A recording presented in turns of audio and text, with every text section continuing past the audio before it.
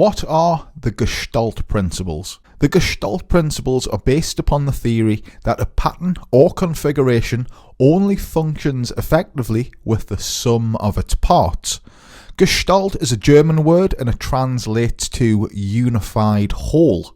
The definition of Gestalt is often described as this: an organised whole that is perceived as more than the sum of its parts. But this suggests introduction of something greater than the sum of its parts, which is false. The emphasis is on the fact that the sum of the parts amounts to something entirely different than what they would be if they stood independently. When the parts stand independently, they often mean nothing or very little. With this theory considered, a total of 6 principles were founded, each adhering to the theory that I've just described. The 6 Gestalt principles are continuation, similarity, closure, proximity, symmetry, and figure and ground. Figure and ground being the singular principle.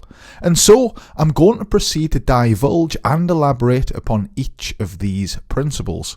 With the principles understood, you'll be able to identify hundreds of famous logos which adopt them, and in turn you can bear them in mind as you put pencil to paper to design your own. The 6 Gestalt principles rest upon 3 fundamental rules. So the first of these rules is this: objects will be perceived in their simplest form.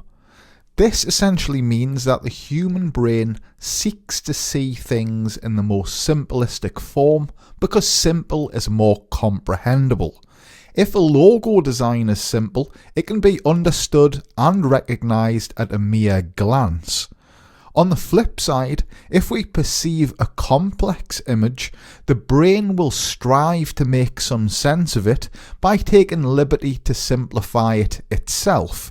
It will seek common recognisable shapes and components. The next rule is this: humans naturally follow lines and curves. With this point in mind, we can develop logo designs which, although separate in components, can look complete, since the brain automatically follows a path, linking components, lending the unification of an overall image. Not only that, we can draw attention to a certain point, from point A to point B, or in Amazon's case, from A to Z. The third and final rule is this: the mind will attempt to fill in detail when it isn't actually there. By now you should be familiar with negative space in logos. Negative space is the portion of a logo, whether it be the symbol or type, which has no substance. It is, in effect, a gap. These void areas are not only used to distinguish shapes, but also to whittle the logo down of its substance to make it as simple as possible. In many cases, there's opportunity for large portions of the graphic to be removed, since in a well-executed design, the brain automatically fills in the blanks to complete the image. These 3 rules, like the principles themselves, aren't independent from each other. They are actually complementary to each other, each giving weight to the next. Quite often too, logo designs can have several of the principles at work also.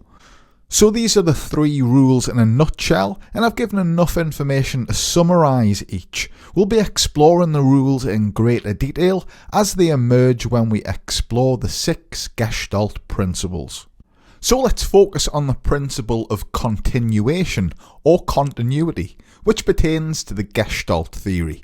The principle is justified with the following claim, and I quote: continuation occurs when the eye is compelled to move through one object and continue to another object. Assuming this claim is correct, this is because the brain doesn't favour any sudden or unusual changes in a line or pattern. It figuratively seeks the path of least resistance, which delivers flow and continuation.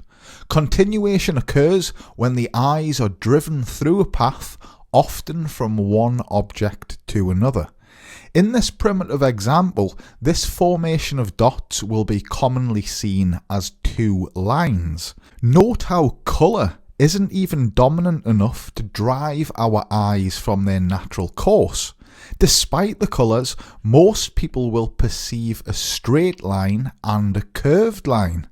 The brain is riding the path of least resistance, following in cohesion with its comforting expectations. Again, in this example, we see a series of arches upon a horizontal straight line, and that description is exactly how people depict it. An arch upon a straight line. The instances at top and bottom left identify what we see, regardless of colour application. Use of colour in a bid to drive the eye in another abrupt direction fails, as illustrated by the instances on the right.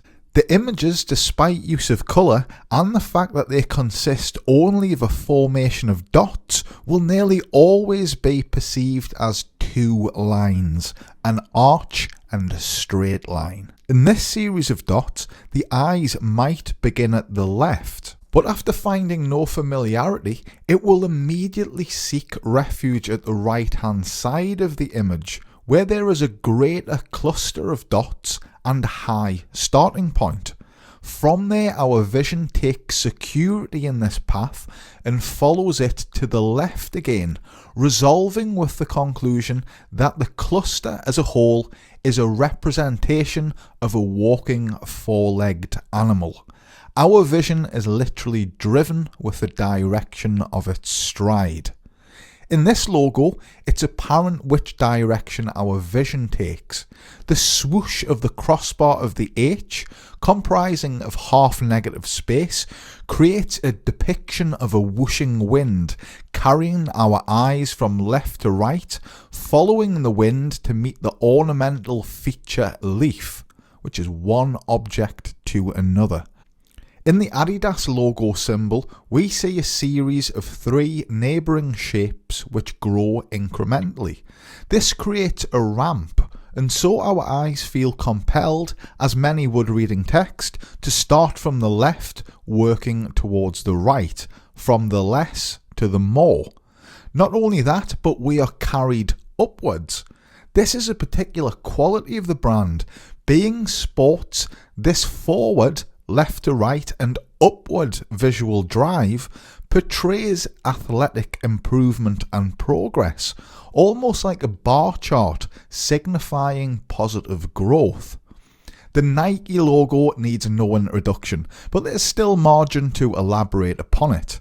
The symbol is called the Nike tick. A tick, or checkmark as some may call it, functions extremely well, since it's a symbol which depicts approval, correctiveness and success.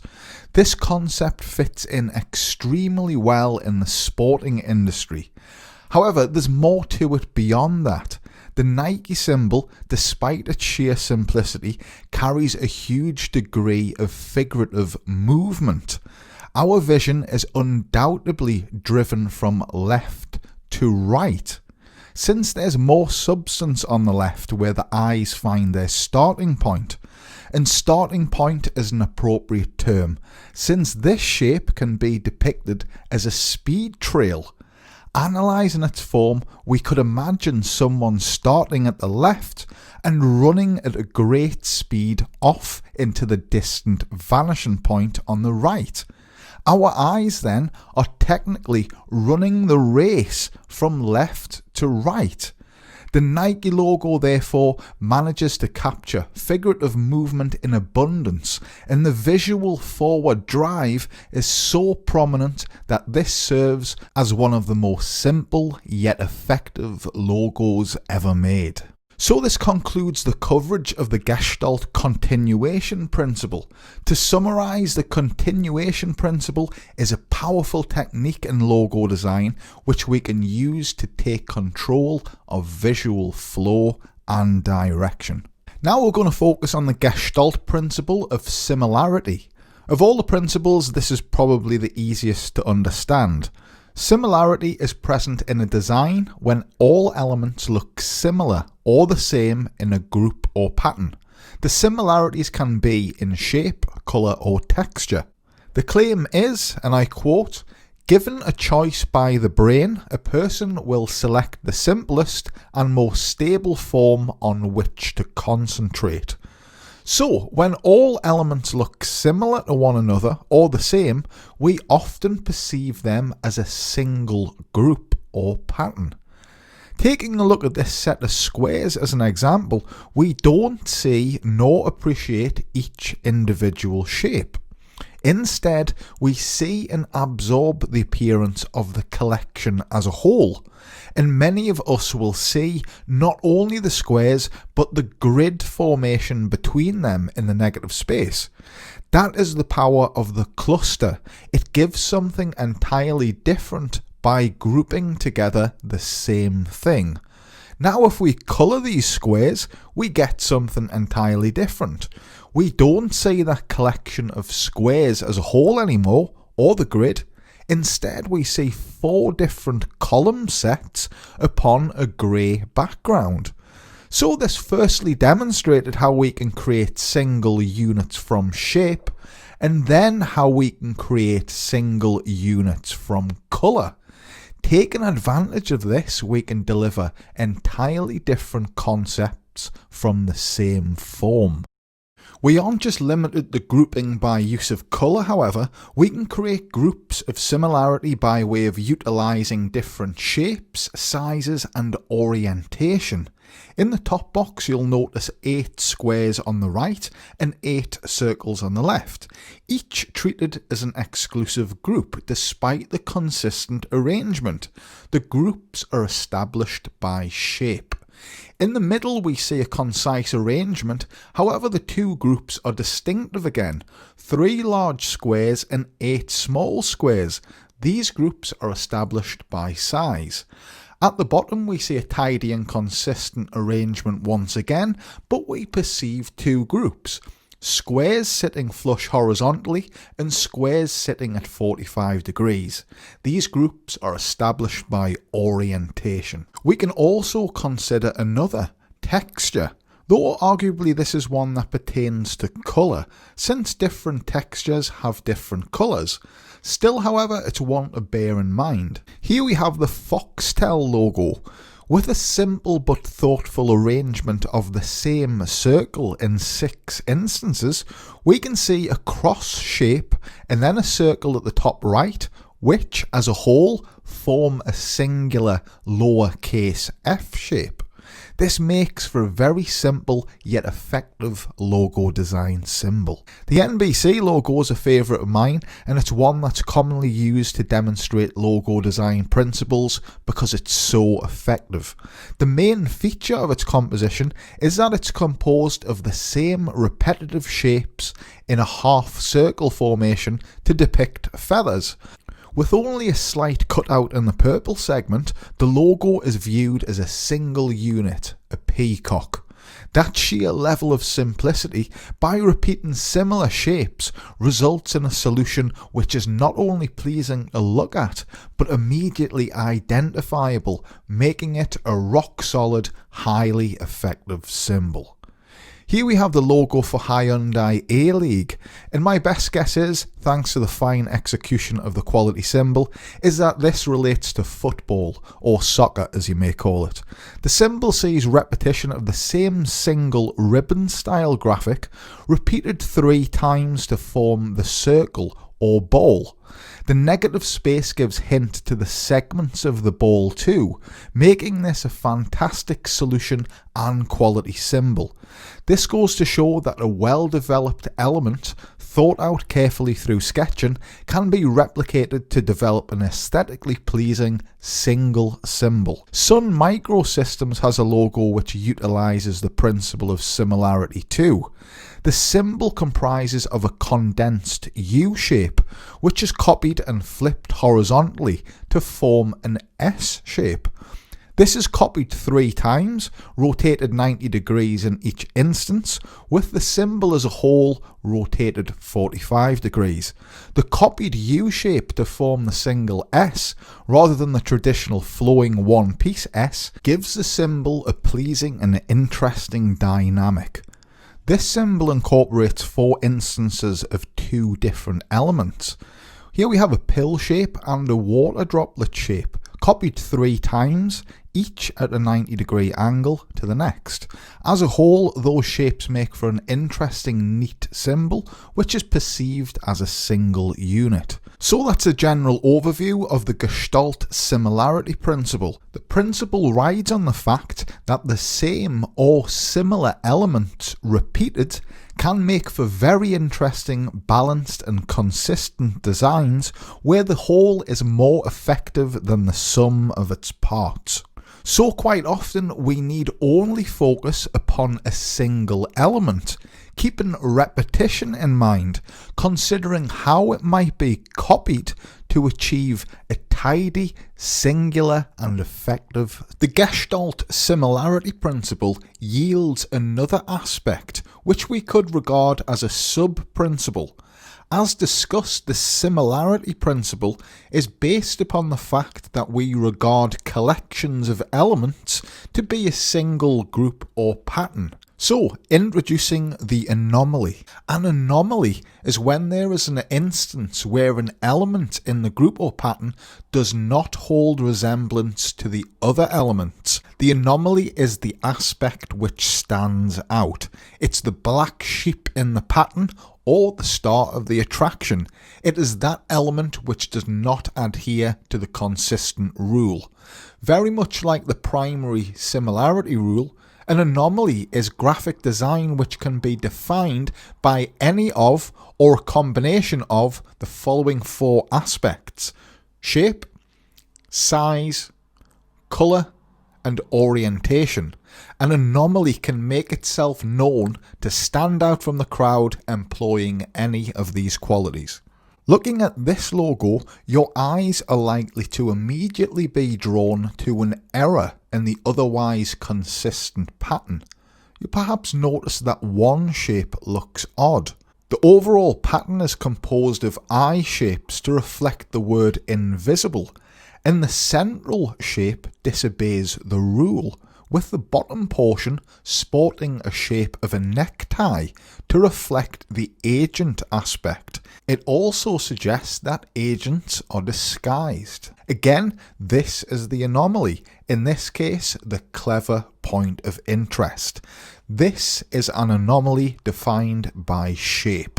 This graphic, which initially looks like a cluster of consistent squares, reveals its anomaly in the centre.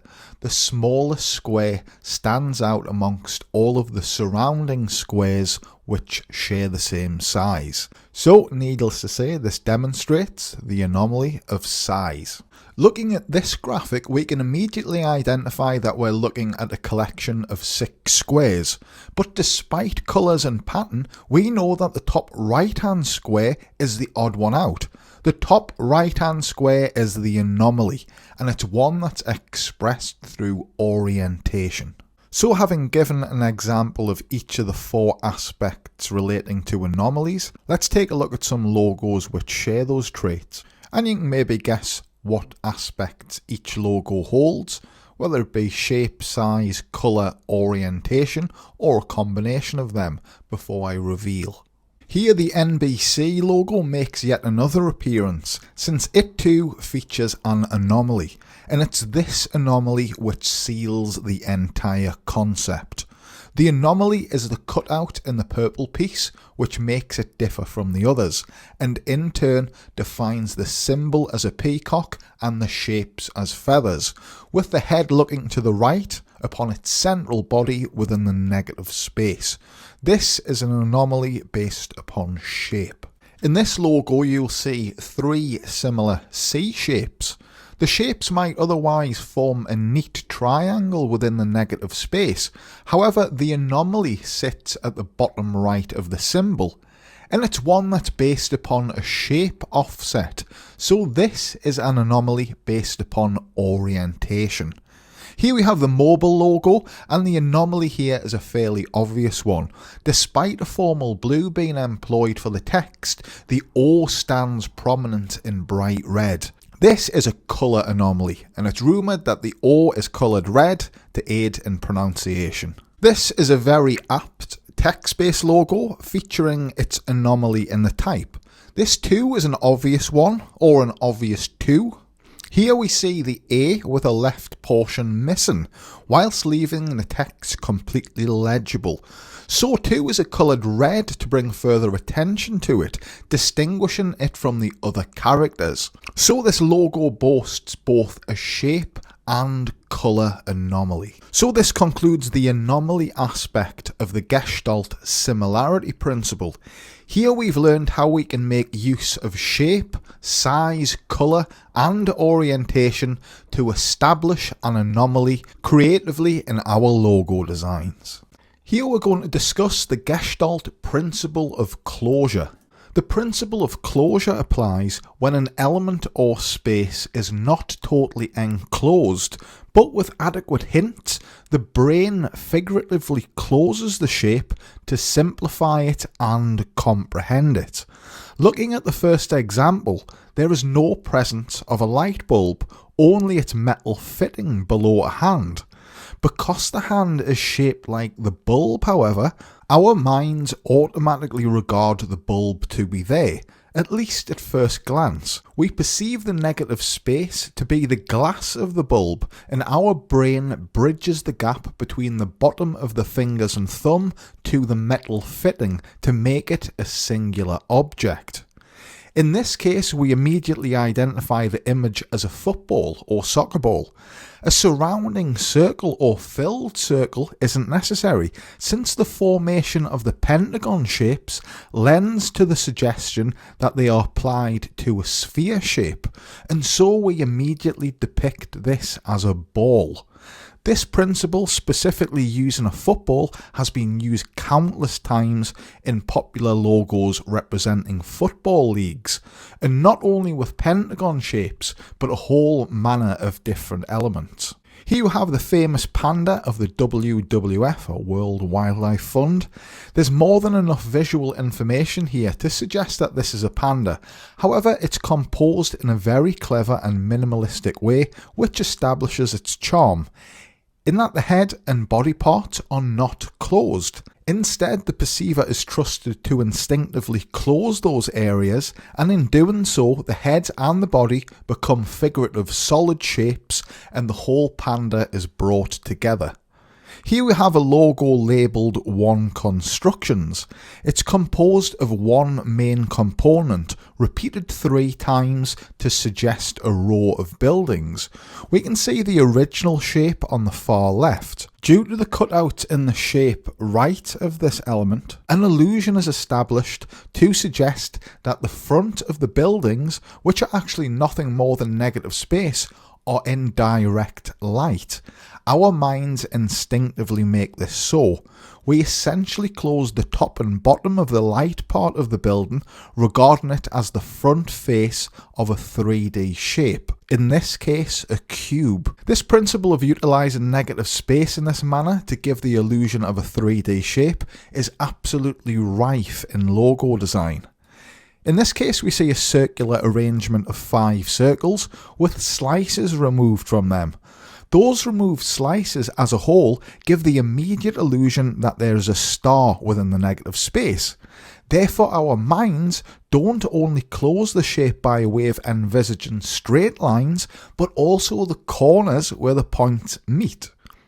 The closure principle is used commonly in type too. In the AA logo, the portion of the stem between the top and middle arm of the A has been eradicated, in confidence that the perceptive mind will fill in the blank and close the shape.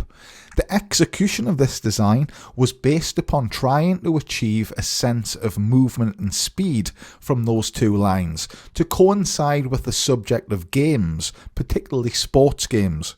If they wanted to, they could have potentially removed the stem of the E in its entirety, to be left only with the 3 horizontal arms, and it would still be perceived as an uppercase E.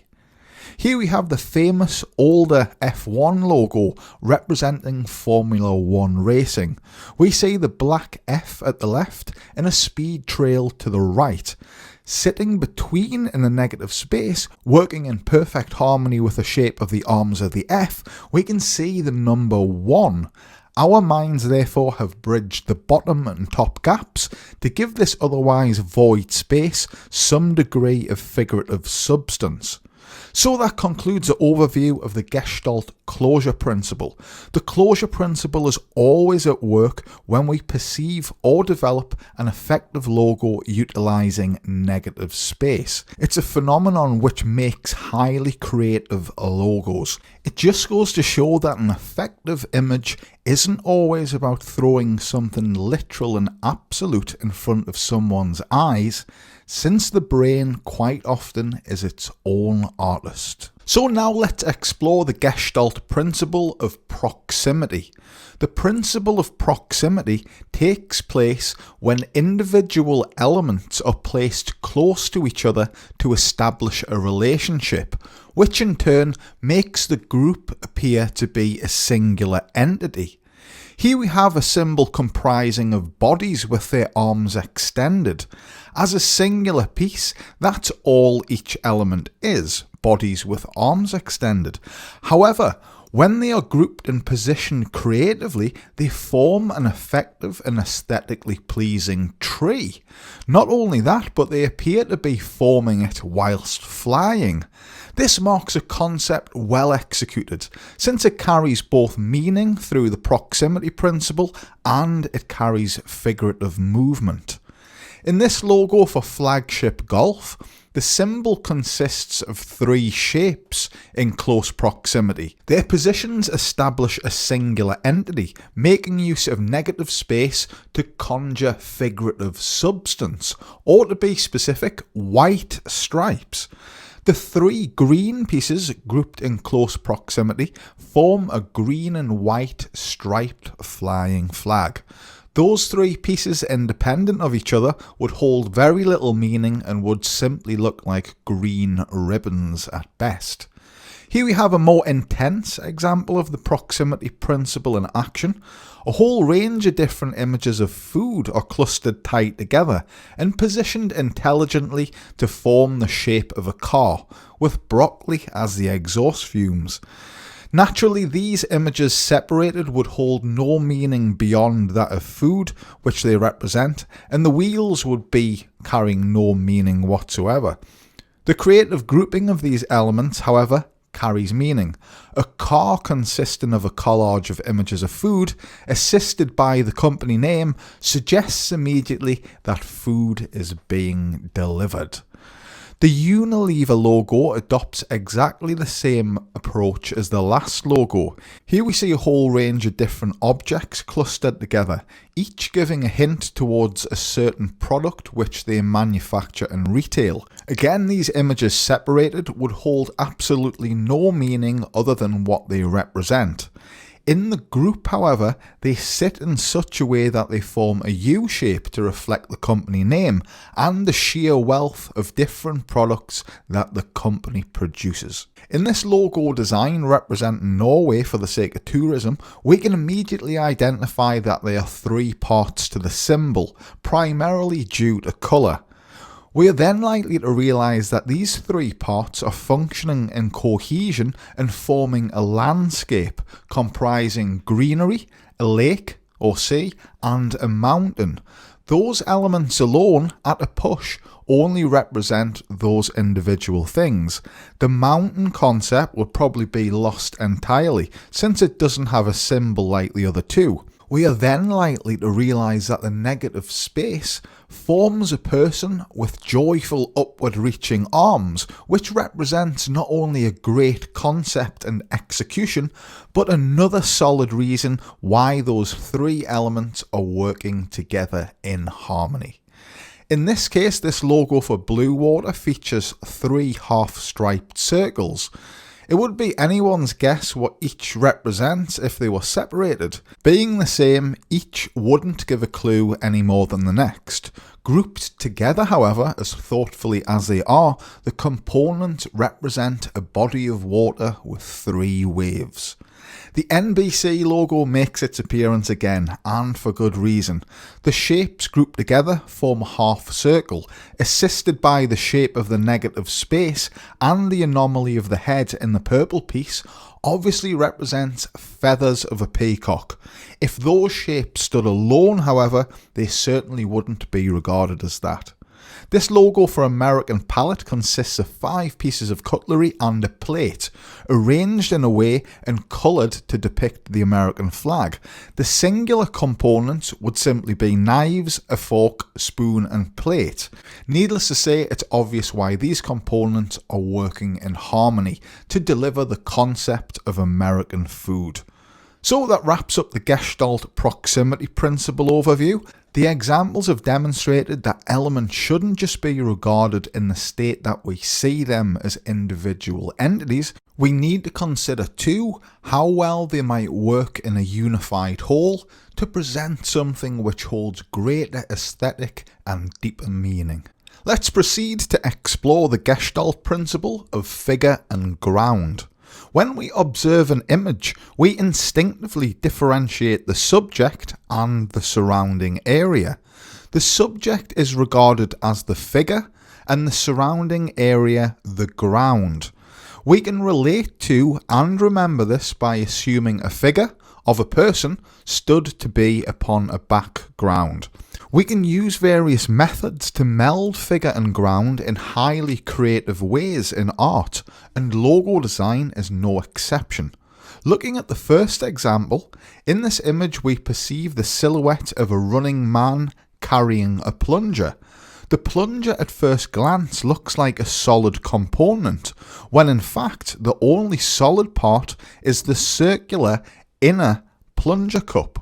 The plunger at first glance looks like a solid component, when in fact the only solid part is the circular innard of the plunger cup. The handle and outer side of the cup are mere negative space.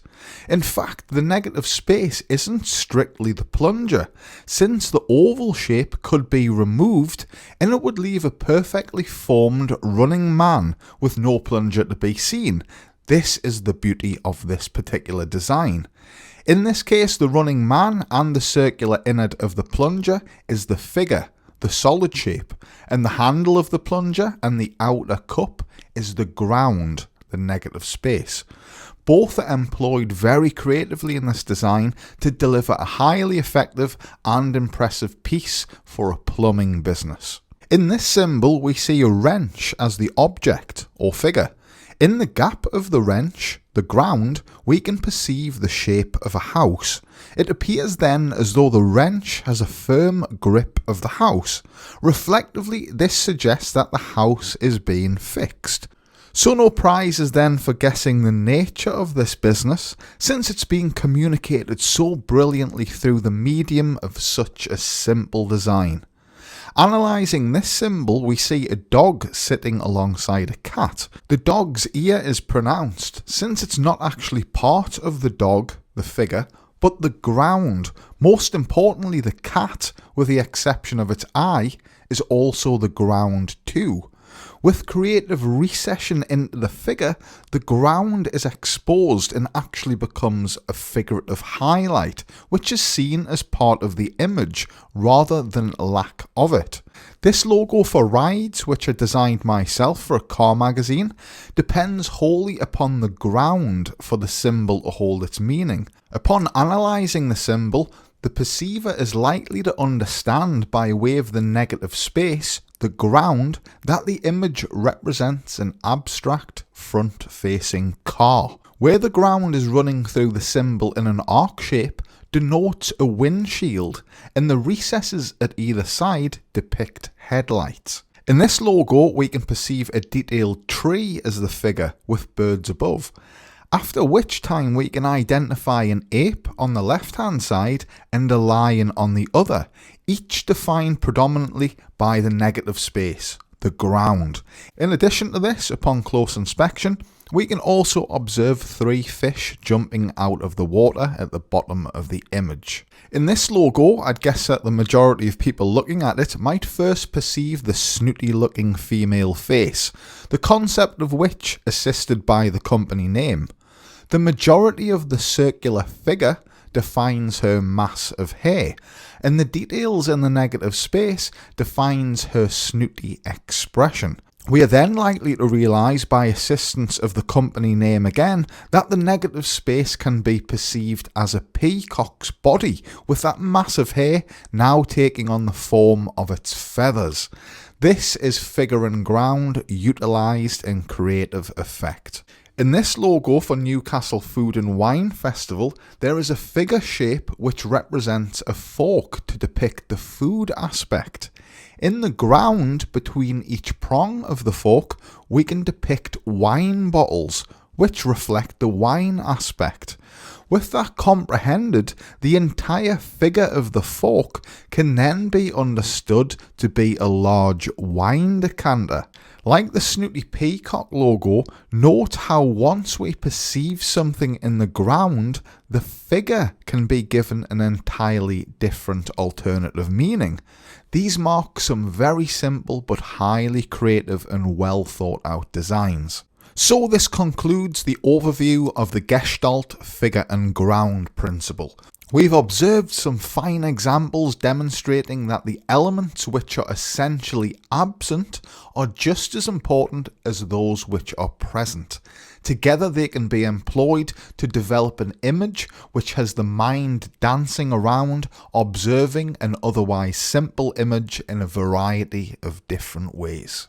Time to take a look at the Gestalt symmetry principle. The symmetry principle rides on the fact that elements which are symmetrical to each other tend to be perceived as a unified group. In a similar yet opposite fashion, elements which are not symmetrical to each other tend to suggest a state of being external from the group. This is because humans prefer symmetry over asymmetry. Asymmetrical forms, those which are not symmetrical, tend to be seen as disarranged and chaotic, giving a feeling of uneasiness. Symmetry is a natural trait of nature. We need only consider the look of ourselves as human beings and animals to appreciate that in most cases there is a symmetrical form. Symmetry gives us a sense of balance, comfort and security. Here we have the Xbox symbol, which, with the deep meanings aside, is composed of a circle and an X in the negative space. This symbol has one line of symmetry up the vertical. This basically means that it's mirrored left portion to right, or vice versa. The top is different from the bottom, however. Here's the Gucci logo. This symbol features a G flipped vertically, mirrored and overlapped with the next, to form a single entity. This symbol too has a line of symmetry on the vertical. Next is the CBS logo. It's plain to see that it's composed of an eye shape, with the white of the eye being the negative space and the circle the iris or an enlarged pupil. So being a human organ, it sports a degree of attractiveness to us with its vertical and horizontal lines of symmetry. Here we have the Honda logo. The letter H usually has 2 lines of symmetry on the horizontal and vertical, but this is only one on the vertical due to its flared form, so the top and the bottom is different. This symbol manages to achieve dominance, confidence and a great deal of balance. Here we have the famed McDonald's logo. It could be regarded as consisting of 2 arches, true to the plural golden arches. Despite the strength of the overall brand, this serves as a very aesthetically pleasing and attention-grabbing symbol, which boasts sheer simplicity. The symbol, as the M shape is symmetrical in accordance with an imaginary vertical central line. Here we see another symbol which features a line of symmetry on the vertical. The Volkswagen symbol or badge features an arrangement of shapes which depict a V and a W within the negative space inside of a circle surrounded by a ring. We can appreciate that this has vertical symmetry, which makes a design portray a sense of stability and reliability. The Starbucks logo features a great level of detail, which might otherwise pressure the mind to comprehend it, at least at first glance, leading potentially to overall uneasiness. The symmetry, however, lends to establish order and rule and makes the image a lot more easy to look at and take in. So that covers symbols which are mostly connected as a single unit. These are aesthetically pleasing because of their symmetry. However, the principle still applies, perhaps more so, when elements of an image or symbol are actually apart. Despite being independent of each other, elements can appear to belong to a group because of their symmetry. In these examples, you'll see this at work. Note also how symmetry helps to establish other Gestalt principles and how those principles too aid in the principle of symmetry. This goes to show how all of the Gestalt principles are essentially interconnected. So that concludes the overview of the Gestalt symmetry principle, which proves that elements of the same appearance are regarded automatically by the brain to belong to the same group. So now let's discuss the Gestalt principle of common fate. The principle of common fate suggests elements with the same moving direction are perceived as a collection or unit. The elements do not have to be moving, though they can be, but they must suggest motion for this principle to be applicable. In this example, this flock of 12 birds will no doubt be seen to be heading top left, or northwest to put it another way. The reason for this is twofold. Most evidently, the birds are in an arrow formation, with the arrow pointing in the direction of travel. Secondly, they naturally face their direction of travel and their individual overall form, including their wing shapes, dictate the direction that each bird is flying towards. This figurative movement is the synchrony which bonds the birds as a group. This is the common fate.